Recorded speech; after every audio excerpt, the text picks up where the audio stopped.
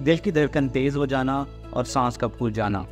और आपके जिस्म के किसी भी हिस्से में कमज़ोरी होना और सांस का फूल जाना, ये बहुत सारी अलामतों की निशानियाँ हैं कि आपको दिल की बीमारी हो सकती है या और किसी किस्म की बीमारियों की अलामतें हो सकती हैं। तो इस चीज़ से बच के रहें।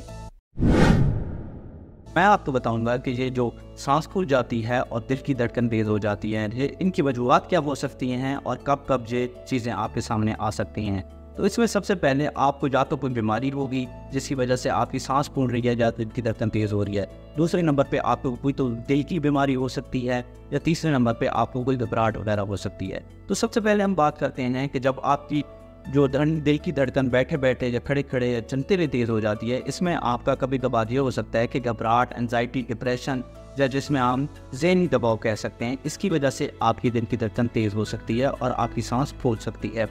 तो इसके बाद जो चीज़ आ जाती है हमारे पास, जो दिल की बीमारी है, उसकी वजह से आपकी दिल की धड़कन तेज़ हो सकती है। इसमें क्या होता है कि आपके दिल का सर्किट या आपके दिल के वाल्व या तो बंद हो सकते हैं या उनमें छोटी सी बंदिश आ सकती है, जिससे आपकी खून की गर्दिश दिल में सही तरीके से नहीं हो रही होती और आपकी दिल की धड़कन तेज़ हो जाती है और आपकी सांस फूलना शुरू हो जाती है। इसके बाद एक चीज़ आ जाती है कि किसी बीमारी की वजह से आपकी दिल की धड़कन तेज़ हो जाती है और सांस फूल जाती है।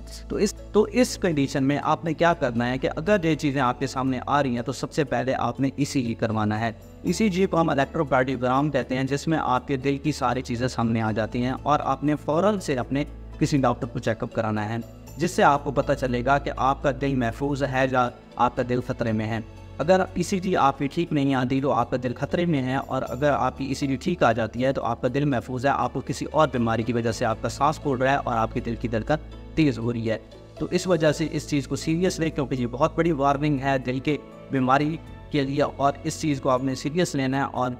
इस वीडियो को अगर आपको पसंद आ रही है तो उसको सब्सक्राइब करना है, लाइक करना।